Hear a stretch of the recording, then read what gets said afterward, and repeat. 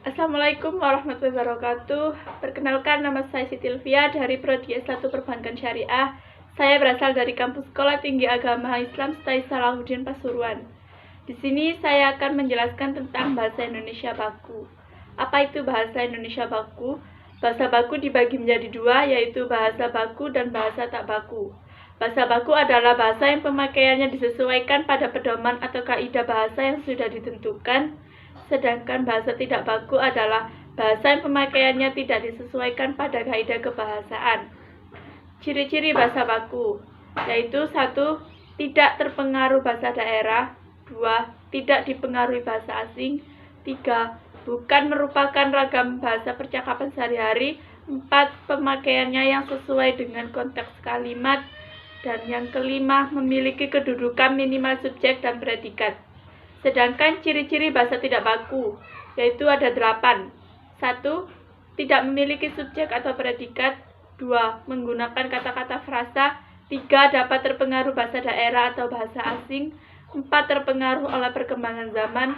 5. Digunakan dalam pembicaraan serta sehari-hari. 6. Dapat dibuat oleh siapa saja sesuai keinginannya. Yang ketujuh, ejaan yang digunakan tidak tepat atau tidak sesuai dengan pedoman manajemen ejaan bahasa Indonesia. Dan yang terakhir, bersifat ambigu sehingga terjadi salah penafsiran. Bahasa baku memiliki fungsi, yaitu ada 4. 1. Bahasa baku sebagai fungsi pemersatu. 2. Bahasa baku sebagai fungsi pemberi-hasan. 3. Bahasa baku sebagai fungsi pembawa kewibawaan. Dan yang terakhir, bahasa baku sebagai fungsi kerangka acuan. Kemudian, bagaimana cara membedakan perbedaan bahasa baku dan bahasa tidak baku? Perbedaan bahasa baku dan bahasa tak baku. Bahasa baku memiliki perbedaan yang menyangkut fungsinya. Fungsi bahasa baku sangat beragam, seperti membuat karya ilmiah, membuat surat resmi, dan sebagainya. Bahasa baku juga digunakan pada pembuatan laporan, surat lamaran pekerjaan, serta surat persuratan antar lembaga.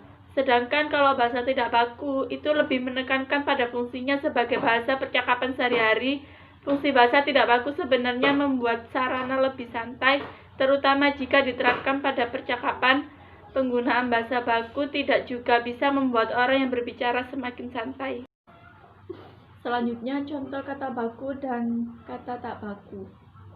Contoh kata baku, misalnya kata cabai, kalau kata tak bakunya cabe. Terus contoh lagi, kata aktif, kata tak bakunya aktif. Februari, kata tak bakunya Februari. Konkret, kata tak bakunya konkret. Selanjutnya, contoh kalimat bahasa baku dan bahasa tidak baku. Kalau bahasa baku itu yang memiliki kedudukan subjek, predikat, dan objek. Kalau bahasa tidak baku tidak memiliki kedudukan subjek, objek, dan predikat. Biasanya bahasa tidak baku ditandai dengan bahasa yang biasanya diucapkan pada kehidupan sehari-hari. Contoh kalimat menggunakan bahasa baku. Misalnya, saya mohon izin karena tidak dapat menghindari rapat. Jika pimpinan berkenan, kehadiran saya akan digantikan karyawan yang lain. Kalimat itu dinamakan kalimat bahasa baku karena kalimat itu memiliki kedudukan subjek, predikat, objek. Contoh lagi, ibu membeli cenderamata sebagai bukti pernah mengunjungi suatu tempat. Itu dinamakan kalimat bahasa baku karena memiliki kedudukan subjek, predikat, dan objek.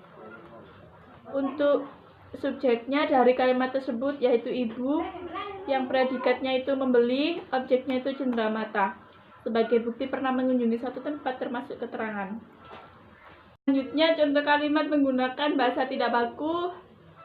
Biasanya bahasa tidak baku itu digunakan bahasa percakapan kehidupan sehari-hari. Contoh kalimatnya yaitu, aku nggak suka sama sikapnya yang seenaknya sendiri. Itu dinamakan kalimat yang menggunakan bahasa tidak baku karena kalimat tersebut tidak memiliki kedudukan subjek, predikat, dan objek. Contohnya lagi, Belum apa-apa kok udah nyerah, masa nggak malu sama diri sendiri? Itu dinamakan kalimat menggunakan bahasa tidak baku, karena tidak memiliki kedudukan subjek atau predikat.